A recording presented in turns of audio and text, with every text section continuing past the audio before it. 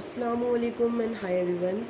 Last lecture में हमने complete किया है सॉलिड सॉल्यूशंस और सॉलिड सॉल्यूशन में हमने दो टाइप्स पढ़ी थी, एक सब्स्टिट्यूशनल सॉलिड सॉल्यूशन और दूसरी इंटरस्टिशियल सॉलिड सॉल्यूशन।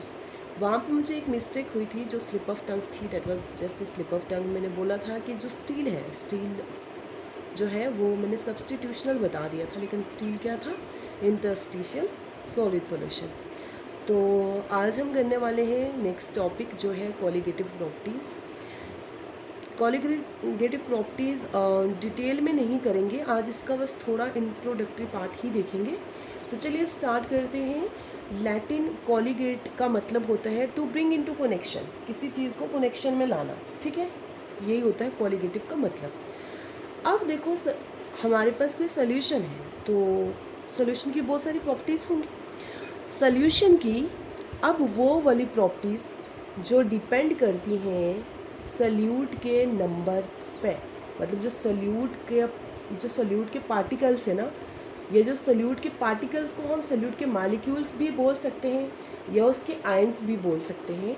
तो जो सल्यूट के पार्टिकल्स के नंबर पे डिपेंड करती हैं उस टाइप की प्रॉपर्टीज़ को कॉलिगेटिव प्रॉपर्टीज़ बोला जाता है।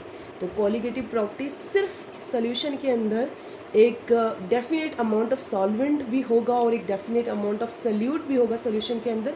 तो कॉलिगेटिव प्रॉपर्टीज़ सिर्फ किस पे डिपेंड करेंगी, only and only upon the number of solute particles, ठीक है। अब ना के अब सल्यूट के नंबर ऑफ पार्टिकल्स पे डिपेंड करेंगे, तो किसी के दिमाग में एक क्वेश्चन आ रहा होगा कि क्या ये सल्यूट की नेचर पे भी डिपेंड करेंगी।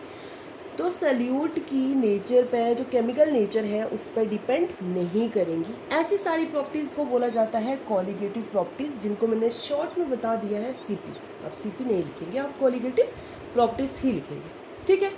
तो कॉलिगेटिव प्रॉपर्टीज़ कौन सी प्रॉपर्टीज़ होती हैं, जो सोल्यूशन के अंदर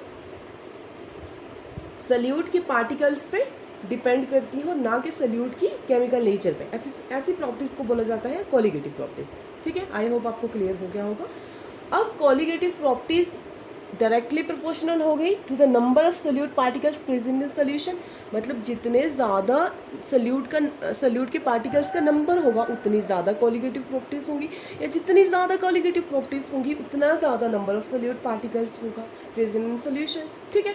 तो ये चीज़ भी आपको क्लियर हो गई होगी। चलिए अब इस पूरी डेफिनेशन को हम दर्शाते हैं एक एग्जाम्पल से, ताकि आपको ये डेफिनेशन क्लियर हो जाए। तो चलिए लेट्स स्टार्ट इट। सपोज करते हैं I have taken here 3 beakers, 3 beakers मैंने ले लिए, ठीक है, ए बी सी। 3 बीकर्स में मैंने ये जो ब्लू कलर के डार्ट है, ये मान लो मैंने वाटर ऐड कर दिया, ठीक है, इसमें भी कर दिया, इसमें भी कर दिया, इसमें भी कर दिया, तीनों में मैंने वाटर ऐड कर दिया, ठीक है। अब वाटर में कुछ और वाटर ज़्यादा क्वांटिटी में ले लिया तो बन गया सॉल्वेंट, ओके जी। अब लेना है मैंने कुछ साल्ट तीनों के अंदर, या साल्ट ले लो या जो भी लोगे, उसको जो कम अमाउंट में होगा उसको क्या बोलेंगे हम, सल्यूट, ओके। तो चलिए जो ये रेड है ये डिफरेंट सल्यूट तीनों बीकर में डाल दिए। फर्स्ट बीकर में I have taken NaCl, okay, sodium chloride, and in the second beaker I have taken magnesium chloride, and in the third beaker I have taken aluminium chloride, ठीक है जी। ये तीनों ले लिए मैंने क्या, सल्यूट। तो बन गई सोल्यूशन तीनों बीकर में, हाँ जी बन गई। चलो अब जो बीकर नंबर 1 है उसमें मैंने NaCl की अमाउंट कितने ली, 1000 ग्राम, ओके। एंड सेकेंड बीकर में मैंने कितनी अमाउंट ली, 1000 ग्राम, और थर्ड बीकर में मैंने कितनी एल्यूमिनियम क्लोराइड की अमाउंट ली, ठीक है, 1000 ग्राम, ठीक है। तो ये अल्युमिनियम ट्राइक्लोराइड या मैग्नीशियम डाइक्लोराइड, ऐसा कुछ पढ़ने वाले कंफ्यूज मत हो जाना, ठीक है। ये मैग्नीशियम क्लोराइड और एल्युमिनियम क्लोराइड, ठीक है। अब चलो अगर ये सोल्यूशन बन गई वाटर और NaCl की, और वाटर और MgCl2 की, और ये वाटर और AlCl3 की सोल्यूशन बन गई। अब इन सोल्यूशन के अंदर बचा जी, अगर आपको कॉलिगेटिव प्रॉपर्टीज़ मतलब बतानी है तो कैसे बताओगे, वाटर पे तो डिपेंड नहीं करेंगी, किस पे डिपेंड करेंगी, NaCl पे, MgCl2, Al से अधिक, क्योंकि ये सल्यूट के पार्टिकल्स हैं। अगर मान लो कोई ऐसा आप साल्ट या ऐसा सल्यूट ले रहे हो जो अपने कंस्टिट्यूएंट्स आयन में स्प्लिट नहीं होगा, मतलब जैसे NaCl है, ये कंस्टिट्यूएंट आयन में स्प्लिट हो गया, टूट गया, Na पॉजिटिव में और Cl नेगेटिव में, ठीक है। Na पे सिर्फ प्लस का चार्ज इसलिए लाया क्योंकि ये एल्कली मेटल है। Alkali metal sodium group first से बिलोंग करता है और इसके वैलेंस इलेक्ट्रॉन एक है, तो एक इलेक्ट्रॉन ये खो देगा, तो इस पर एक प्लस का चार्ज आएगा और इस प्लस के चार्ज को बैलेंस करने के लिए एक नेगेटिव होना चाहिए, तो Cl पे एक, ये जो हेलोजेंस है, ठीक है, इसके ऑटोमोस्ट में 7 इलेक्ट्रॉन्स होते हैं, तो मान लो NaCl पे 7 इलेक्ट्रॉन्स होते हैं इन हेलोजेंस के ऑटोमोस्ट में, ये तो आपको पता ही है। अब Cl, ये जो हेलोजेंस होते हैं ना सारे के सारे, ये इलेक्ट्रोनेगेटिव होते हैं और इन पे एक माइनस का चार्ज होता है, ठीक है, चाहे वो फ्लोरीन हो, क्लोरीन हो, ब्रोमीन हो, आयोडीन हो, तो Cl नेगेटिव है, ठीक है। तो ये हो गया Na प्लस को एक नेगेटिव ने बैलेंस कर दिया, ठीक है। अब यहाँ पे MgCl2 किस में स्प्लिट करेगा, Mg+2 में, ये सेकेंड ग्रुप से बिलोंग करता है मैग्नीशियम और इसके ऑटोमोस्ट में 2 इलेक्ट्रॉन होते हैं, तो दोनों इलेक्ट्रॉन लूज कर गया तो 2 प्लस का चार्ज आ गया। अब 2 प्लस को 2 नेगेटिव होंगे तो बैलेंस होगा, तो यहाँ पर देखो 2Cl है, मतलब 2 क्लोरीन है, तो एक क्लोरीन पे एक चार्ज, दूसरे क्लोरीन पे दूसरा नेगेटिव चार्ज, तो 2Cl पे 2 नेगेटिव आ गए, समझ आ गई। अब यहाँ पर AlCl3 पे एल्यूमिनियम जो है, ये कौन से ग्रुप से बिलोंग करता है, बैगन आलू गाजर पढ़ाया था, तो उसमें एल्यूमिनियम जो है ये ग्रुप 13 से बिलोंग करता है और इसके ऑटोमोस्ट में 3 इलेक्ट्रॉन होते हैं, 3 वैलेंस इलेक्ट्रॉन होते हैं, तो तीनों के तीनों वैलेंस इलेक्ट्रॉन का काम होता है, उनको निकाला जाता है कि बाहर के जाएं और जाके बॉन्ड बनाएं, ठीक है। तो ये बॉन्डिंग में इन्वॉल्व होते हैं, तो तीनों के तीनों बाहर निकले और 3 प्लस का चार्ज आ गया।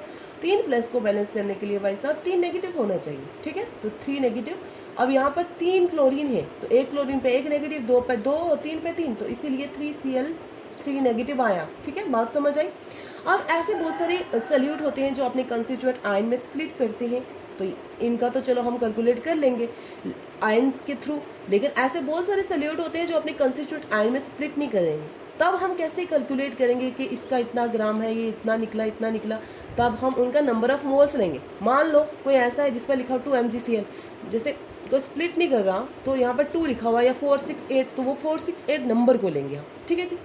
आई होप आपको क्लियर हो गया होगा। अब चलते हैं वापस यहाँ पे आए, तो NaCl वाटर Na+Cl नेगेटिव, तो यहाँ पे 100 ग्राम लिया था। अब 100 ग्राम में 100 Na भी और 100 Cl भी, ऐसा नहीं है कि Na5 है और Cl जो है वो 5 है, तो ये पूरा 1000 होगा, ये पूरा भी 1000 होगा, 100 नहीं, sorry I have written here 1000, ये भी 1000 होगा और ये भी 1000 होगा, ठीक है। आप यहाँ पर 100 लिख सकते हो, 500 लिख सकते हो, 1500 लिख सकते हो, जो आपको नंबर अच्छा लगे वो लिख लो, ठीक है। तो ये भी 1000 है, ये भी 1000 है, पूरा 1000 है, ठीक है। तो इसीलिए Na+1000, Cl नेगेटिव 1000, तो ये टोटल कितना हो गया, टोटल 2000 हो गया। अब चलिए आगे देखते हैं, Mg2+ कितना है 1000, ठीक है, और यहाँ पर 2Cl है, मतलब 2 मल्टीप्लाई होगा Cl के साथ, तो Cl कितना है 1000, तो 2 × 1000 कितना हो गया 2000, 2000 + 1000 कितना हो जाएगा 3000। आगे समझ, आई होप आ गई। अब चलिए आगे, Al3 पॉजिटिव, ठीक है, क्योंकि इनके वैलेंस से 3 इलेक्ट्रॉन जाएंगे, 3 प्लस का चार्ज आ गया, तो ये Al3+ कितना है 1000 और Cl भी कितना है 1000, लेकिन 3 Cl है, तो 3 × 1000, तो कितना टोटल हो गया 3000 + 1000 4000, ठीक है 4000। अब देखो मैंने यहाँ पे बात बोली है, colligative properties is directly proportional to number of solute particles present in solution. तो चलिए भाई साहब, जितने ज़्यादा सोल्यूट के नंबर ऑफ पार्टिकल्स होंगे उतनी ज़्यादा कोलिगेटिव प्रॉपर्टीज होंगी।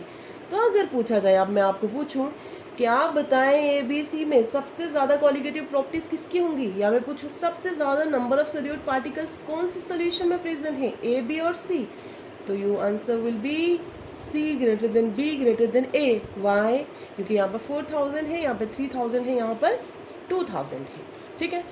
तो यही चीज़ हमने ये लिखी थी, colligative properties is directly proportional to number of solute particles present in solution. Okay, I hope this much is understood to you. चलिए अब देखते हैं टाइप्स ऑफ कोलिगेटिव प्रॉपर्टीज़ की। CP लिख दिया, अब CP मत लिखिएगा, ठीक है।